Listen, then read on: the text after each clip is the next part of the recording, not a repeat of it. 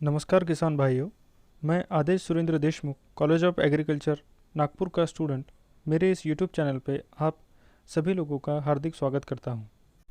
आज हम जानेंगे सोयाबीन के पीले पड़ने के कारणों और उसके उपायों के बारे में। जैसे इस साल हुई कंटिन्यू बारिश की वजह से हमको सोयाबीन में काफ़ी हद तक पीलेपन की समस्या देखने को मिली है। सोयाबीन के पीले पड़ने के दो मुख्य कारण इस साल हमको दिखाई दिए हैं। जैसे कि पहला, ये स्टेम फ्लाई या फिर इसको हम तना भेदक भी बोल सकते हैं हिंदी में, या फिर खोड़ माशी बोलते हैं इसको मराठी में। और इसका जो दूसरा कारण है वो है वाइट ग्रब, हुमनी अळी।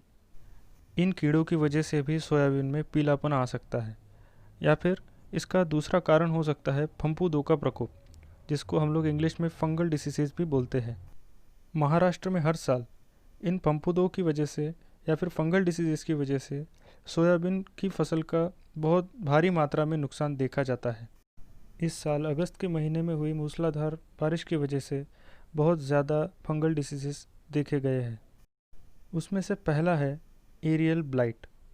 एरियल ब्लाइट में ऐसा लगता है जैसे पेड़ के पत्तों पर किसी ने एसिड डाल दिया हो, इस तरह से वो रेडिश कलर के, ब्राउन कलर के उस पर दाग दिखाई देते हैं। पत्ता पूरी तरह जल जाता है।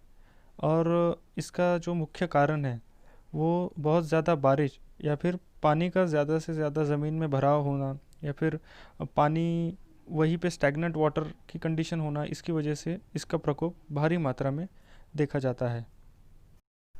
यह रोग पत्तों से होकर फिर डाली और फिर तने तक पूरा फैल जाता है।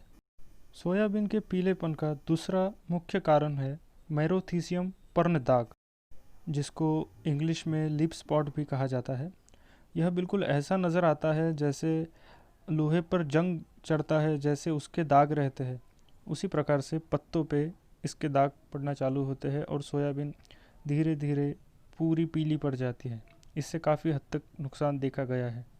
तीसरा जो कारण है वो है फली झुलसा। फली झुलसा में जो सोयाबीन की जो फलियां है और जो तने हैं वो पूरी तरह से सिकुड़ जाते हैं। ऐसा लगता है वो फलियां जल गई हो, और दानों तक पोषण ना पहुंचने की वजह से वह दाना पूरी तरह से अच्छा नहीं बन पाता और हमारी फसल खराब हो जाती है।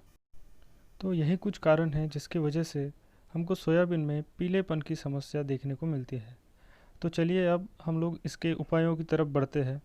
तो इसका पहला उपाय है टेब्यूक्विनाजोल 25% EC। 600 ml आपको इसकी स्प्रेइंग करनी है 1 हेक्टर के हिसाब से। लेकिन अगर आपको टेब्यूक्विनाजोल नहीं मिलता तो आप टेब्यूक्विनाजोल प्लस सल्फर आता है, स्वाधीन नाम के एक फंगिसाइड में मिलता है, जो आपको आपके नज़दीकी एग्रो डीलर के पास से मिल जाएगा। अगर आपकी सोयाबीन काफ़ी ज़्यादा पीली पड़ चुकी है तो आप पायरोक्लोट्रोबिन का भी आप इस्तेमाल कर सकते हैं, जो कि आपको BASF के हेडलाइट नाम के फंफूदी नाशक में मिल जाएगा। तो चलिए आपको इसमें कितना खर्च आएगा वो भी हम लोग एक बार देख लेते हैं। अगर आप टेब्यूक्विनाजोल की स्प्रेइंग करते हैं तो आपको 200 से 250 रुपये प्रति एकड़ तक खर्च आएगा। अगर आप स्वाधीन का यूज़ करते हैं जिसमें टेब्यूक्विनाजोल प्लस सल्फर है तो आपको 300 रुपये तक खर्च आएगा। अगर आप पायरोक्लोट्रोबिन का यूज़ करते हैं तो ये आपको थोड़ा महंगा पड़ेगा। इसका 600 से 700 रुपये तक प्रति एकड़ आपको खर्च आएगा। तो चलिए आज के लिए बस इतना ही। अगर हमारी वीडियो आपको अच्छी लगी हो तो लाइक करें।